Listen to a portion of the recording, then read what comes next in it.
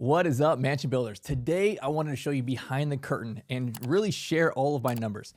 So we recently finished building out our mansions. We have opened, we're operating, we got grandmas in there, we're making a profit, and I want to share, here's really what it looks like, right? Through the whole deal, all the numbers, and really show you how we are going to profit $30 million on this deal. And I'll show you how that looks. So I say all this really to show you that this is the opportunity. I have been through so many different investing kind of niches throughout real estate. I've done a lot of flipping. I've done wholesaling. I got into mobile home investing. I've done, buy and sell or finance a bunch of different properties. None of that stuff really works, right? Like you can scrape by these little singles and maybe sometimes a double. Let me show you how you can do one deal that's not just a great deal. Like this is a legacy play. This is crazy wealth kind of play. But man, I feel like I just blazed the trail on this, and I'm even surprising myself as I'm going through some of these numbers. And I'm like, man, these are strong. These are solid numbers. And so I want to share this because we have teams all over the country building and operating these mansions and with very, very similar numbers. And I'm seeing it time and time again.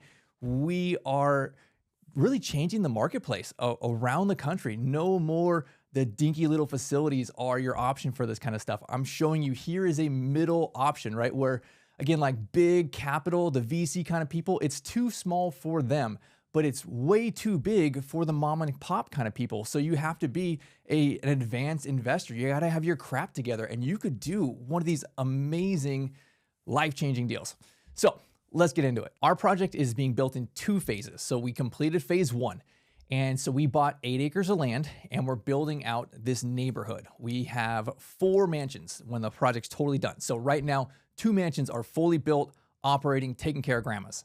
So on our property, we bought this 8 acres. It was about $630,000 for this land. And it was relatively inexpensive because I'm not right in the heart of the city. I'm kind of in the path of progress.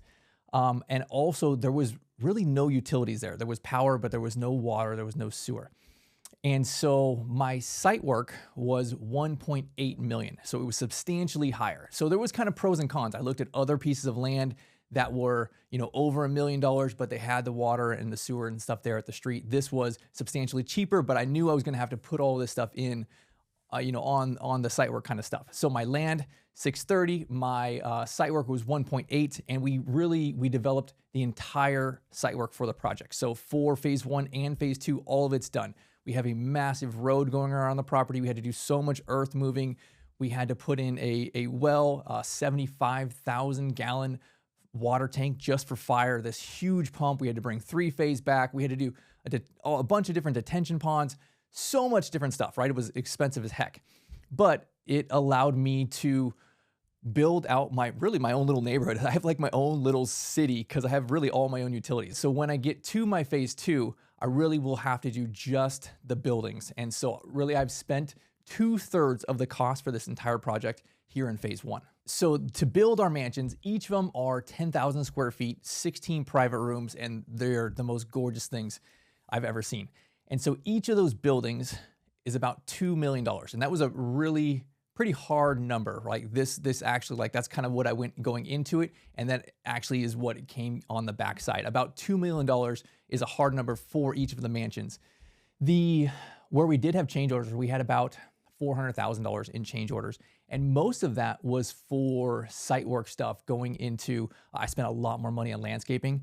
I really saw the grandeur of this project. I'm like, oh no, we got to spend way more money. We made this elaborate. So I made a lot more things more elaborate. So there was less of like, oh, I missed this, and more of like, no, we need to spend more money and upgrade this kind of thing. Because we got halfway through the project and we had barely anything in change orders. And we have 10% of the total construction cost. So it was almost 600 grand we had sitting in this, bucket, so to speak, with the bank of money that was there. And I had spent like 118,000 in change orders. I'm like, dude, I got some extra money in there, right? Like, you're not supposed to do this, but we just spent extra money on stuff that was more of a want that I was planning on pushing into phase two, and we just decked everything out. So even though I say we have 400,000 in change orders, it was not additional funds over what I'm telling you, because there was that bucket from the bank in the loan already. So Therefore, we had about 630 for the land, and it was about 5.9 for construction, which included the mansions, 2 mansions, and then all of the site work kind of stuff. So some of the other things, we had about $100,000 worth of cost into FF&E. So furniture, fixtures, equipment. Man, we decked out our mansions. They are gorgeous. We spent a lot of money on furniture, and it really comes through and it shows. And so 100 grand there, that was more than I thought it was going to be. I had budgeted about 70, I think. So there was just so many little miscellaneous things that it's like, I would never not thought to estimate that. So 100 grand, that's a safe number for you guys if you're going to build something high end and really go to town on it. So my total deal, 8.4 million. We put about 1.4 million down. So it roughly came to about 16% as a down payment. And this was something that was very negotiable. We talked back and forth with the bank for months as we were going through getting all of our ducks in a row. So the interest rate and the down payment, very negotiable. They may say, hey, here's what it is, and this is our standard rate. It's very negotiable. Go get 2 or 3 other quotes and then come back. And if you have your stuff together, they're going to come down and match. So we negotiated our rate down pretty substantially, where they actually told me this is the lowest rate they have given out in like 5+ years or something like that. Keep that in mind. You can negotiate both those things, the down payment amount and the rate. The better you look on paper, the stronger you are as a borrower, then the more leverage you have. So that put us at about $7 million worth of debt on our phase 1 project. And we did SBA 7A, and you may be thinking, hey, SBA caps out at $5 million. That is true. So we did really 2 loans that were combined together. So we did our SBA 7A loan, right, which does, per the program, has a cap of $5 million. Ours was a $4.8 million loan. Don't ask me why they did 4.8 and not 5. I don't know. But they did 4.8 on the SBA 7A, and then they did a second loan, and they call this a pari passu loan, where essentially they are copying the terms of the first loan and just putting it together with the second. So I cannot pay off the second loan without paying off the first. You have to they're almost tied together. You have to pay them proportionally together.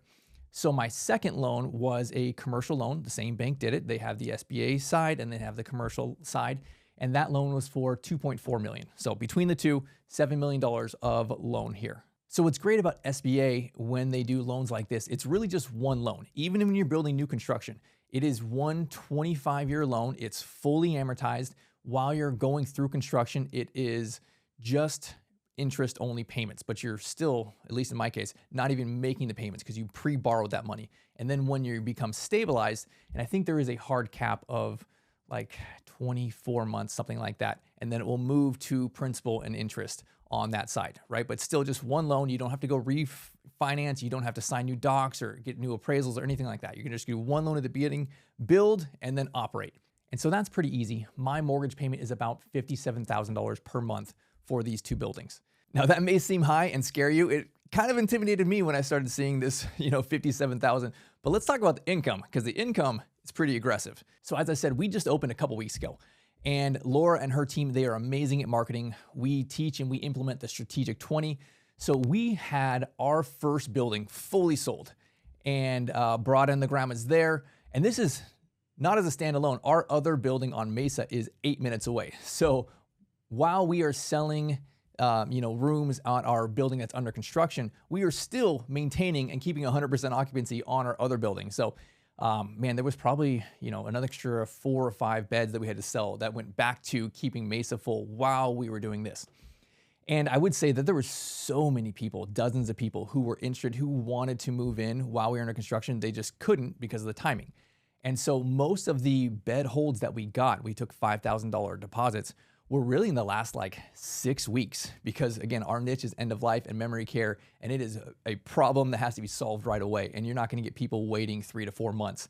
So in the last few weeks of construction and getting through licensure, we're really able to sell that entire building. So now we are filling up our second mansion, and then we'll be fully stabilized in no time. So market for us is about $9,000 a month for end of life care, memory care. So we actually started at 8,500. We filled up this first mansion at 8,500, and we filled it up a little too easily. And I think we are going to be switching and bumping things up now as we're filling up the second mansion to 9,000. So 9,000 is pretty much market around here. I could say that sometimes you could argue we could go to 10. 9 to 10,000 is, private rooms in a luxury place for end-of-life care in Georgetown. And, again, like 10,000 is really kind of pushing the comps on these kind of things. So my objective was to get full. So then we started at 85.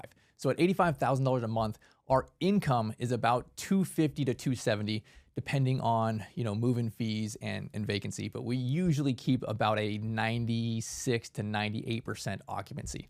So let's call that 260 of top line income, and then start working backwards and knocking out our expenses. So payroll, that's our biggest expense. We spend about $95,000 a month on payroll. And so our team is actually kind of shared, right? Because we have our Berry Springs locations, then we have our location on Mesa. And so we have a lot of management, and I don't recommend this for people who are new. Laura and myself have worked our way out of the business, and I want to show you how you can make still amazing money, hire all of these amazing people, and have your time freedom. So we have 2 regional managers that run all of our properties. Again, we'll also run phase 2 as we expand and have 80 beds here in Georgetown. So 2 regional managers, and then we have right now 5 other managers, so 5 assistant managers. And that's actually split between the 3 properties. So technically of the regional managers, 1.3 managers are there being billed to Berry Springs, and then 3.3 managers are being billed to Berry Springs, where the rest of them are being billed to the Mesa location. So that's still what it looks like. That's 4.5 managers being on that payroll at Berry Springs as I'm working through these numbers for you. And so 2 regional managers, we have the 5 assistant managers, and then we have a chef at both buildings every single day. And then we have 2 caregivers at each building 24/7, right? So that's what fully staffed looks like for us at about $95,000 a month. And then our other expenses, I already mentioned about $57,000 is for principal and interest. Then we spend about $36,500 for what I call OpEx expenses. So that's our property taxes, that's our 3 different types of insurance, that's our food, that's our subscriptions, that is the maintenance, the landscaping, and then just all the miscellaneous stuff. Right, so that roughly comes out to about $18,000 per building, so 36.5 for that. So subtract all of those things, and then that will lead us to our net profit. So I mentioned that we started a little low to get full. So at $8,500 a month, our net profit is roughly about $70,000 per month. And what is that? That's like a 30% margin, 30% profit margin. As we bump back up to market at $9,000 a month, that puts us a little bit over $85,000 a month of net profit. So over $1 million a year in cash flow and about 33% profit margin. As we increase later into the future, as we start hitting, what I think we will be $10,000 in the next year or so. And then I see us pushing to $12,000 in the next couple of years. So in the next year, I think we will be approaching the $10,000 a month mark on these things. There are some of the comps in this market that are inferior to us that are already at 10,000. So with that in mind, even as I bump payroll and other things up a little bit, it still puts us at almost like $95,000 a month profit on this and pushing towards a 38, 39% profit margin. So this is why I love this deal, because honestly, we help so many people, and I can't even tell you how many people come to us and just like families, they're crying. I'm not exaggerating. Like just the amount of gratitude they have, the difference that we make in the grandparents' lives is amazing. But do that and then cash flow over $1 million a year while you're making a huge impact in your community. It is awesome. I don't know any other business opportunity that does this. And with the numbers I just told you, we have managers to handle everything. There's multiple managers a day there every single day, right? So Laura and myself have put ourselves in a position where we are pretty passive in this deal. We just extended and opened, right? So it's going to take, 6 months to a year to really kind of stabilize, build in all the systems, create the team, stabilize the culture and all of that kind of stuff. But after that again, right? Like we're back to barely working, right? A couple, hours a week kind of thing. And this is the model that can do it. And it is solely because of the numbers. This is why when you have these numbers, man, you can do great things. And so many of these other deals, they just don't pencil. The tide of, business is flowing away from them. This is where it's at right now, right? The opportunity in the marketplace is so massive. And I feel like I've done all these other businesses and I was always fighting the current, so to speak, in this analogy. Now I'm like jumped into this river and it's just pushing me forward at 60 miles an hour. And every single year I seem to be making more and more profit and helping more and more people and stabilizing and growing my business. And it's just like, now is the time, right? Like, get into this business. So that is my phase 1 deal, right? That's what we have completed so far. But I'm going to come back and I'm going to build phase 2. And phase 2 is 2 more mansions, pretty much the exact same building, right? Another 2 mansions that are 10,000 square feet. It should cost, again, roughly about the $2 million. Now, fast forward another year and a half or so, there's going to be inflation stuff on that. So we'll call it like 2.2 plus the extra soft costs. I got to do some more landscaping. We'll call it about 4.5, 4.6 is the capital that I need for phase 2. So in order for me to do that, I'm going to refinance out my current loan into a commercial bank. And a lot of times when you're trying to do this and you go to a commercial bank, they're going to look at you like, no, man, that's way too much risk. SBA will do the deal because it's government backed, right? If you screw up everything, the government's covering 85% of that. So you just need 15% of equity in there. And so there is very limited risk for SBA lenders to do this. So you can go and build these things with little to no experience and then stabilize. Now go to your local commercial bank and they will be fighting over you, right? You'll get a lot more competitive rates. Now I will refinance. I'll have my commercial bank in a first position. You can either do one of 2 things. You subdivide, or SBA can go in a second position. So either of those 2 options, but ultimately I'm going to get a new SBA loan, and because you can only have one at a time and max up to 5 million. So I'm going to have this new SBA loan for 4.5 million. The requirements, again, like they can fund 100%.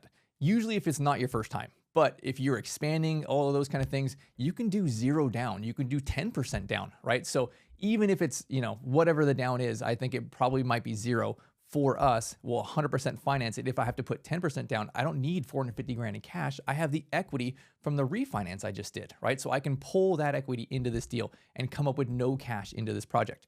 Actually, I've had no cash into the entire thing, right? I've spent $0 of my own money on this entire project. So that's what phase 2 will look like. I'll build the next 2 sets of mansions, and it's only, again, 1/3 of my budget. I've already bought the land. I already put in all the site work. I've done most of the things. And so I'm going to come back and now I have a disproportionate return on phase 2. And that is an important lesson here. A lot of times when you're building in phases, you're going to front load the project and you'll have a relatively lower profit. When you come in and finish the whole deal, man, it's not like it doubles. It almost like 2.5 times, right? Like it goes up pretty substantially. So when this phase 2 is done, I'll have all 4 of my mansions there and we'll be well above the $2 million a year in cash flow. So let's talk about my exit play. I think 5 to 8 years for this deal and we'll exit, we'll sell it, right? And so for us, we already have our phase 1 appraisal. It came back at 12.2 million for just the first 2 mansions, right? They give you a valuation for the real estate side and the business side. Now, usually they kind of be very, very conservative on the business side. So it is actually substantially worth more. So now we double that. We have 4 mansions in there and we add an extra 5 years to, the market and all those kind of things. This is a $30 million valuation. So that's what I'm looking at for my exit price, right? How do I sell this and who is going to buy this at $30 million? It's not going to be, a mom and pop operator. I'm building this for a big operations company to come in and take over this deal. So $30 million exit strategy. By that time, we'll have about $11 million worth of debt on the project. So we will exit with a $19 million paycheck from this on the real estate side. $19 million there. We have also been, for the last 6, 7, 8 years, making over $1 million on phase 1, over $2 million on phase 2. And so combining the cash flow and the exit real estate play at the $19 million there is at least a $30 million split that me and Laura and our investor partner are taking home. And again, our investor partner put in the money for this. We put in 0, but he is making a buttload of money over this kind of deal. So I want to say this because there is a massive need for this. There is a even bigger opportunity for this. The people that are out there, again, are either too big and they have these gross, big, smelly facilities. Even if they're nice, the culture is gross and smelly. They can't make sales. Nobody wants to be in them. And then you have the dinky little RALs. That's just not a product for me. By all means, get started. And if you like, I think it's a waste of time to get started in it. You're just do a good deal, a great deal. Don't start with a bad deal because you want to get started, right? So I put all this content out and I really share pretty much everything in my business because I don't see anybody else doing this. I don't see anybody showing this kind of stuff. And if somebody would have showed me this 5 or 10 years ago, man, I'd be so much further ahead of myself than where I am now. So my goal is to help as many people as I can do this, right? Here on the podcast, our team goes and partners with people around the country. We're in like 16 states, right? Building these mansions. And a lot of our teams are literally copying, pasting this plan right here. The numbers are very, very similar. Chris, our construction manager, looks at all our team's bids from around the country, and usually they are within about 10%. Now, not on the site work part, right? Like that can vary so much based on, what your land looks like and all that kind of stuff. But the actual mansions, us spending about $2 million on it, most of our teams are at that number to 2.2, sometimes 2.3, even in the Northeast where it's like substantially, more expensive. We have spent so much time value engineering this and having a copy and paste system for here, Mr. Builder, here is every little detail. Go and get these numbers. So I want to encourage you to learn this, to dive in. You can do these kind of deals, right? Just reach out to our team. It's a quick 15-minute call. Learn about how this goes. Learn about, can I do this in my market? What does it take to do this? What does it look like from the funding and bank perspective, right? Like, can I become a mansion builder? Do I have what it takes to do one of these, $30 million deals and change myself, my kids, my grandkids, all of their financial futures? So I hope this helps you. I wanted to share here's behind the scenes, and I hope this inspires you to go take, life by the horns and just make it your own.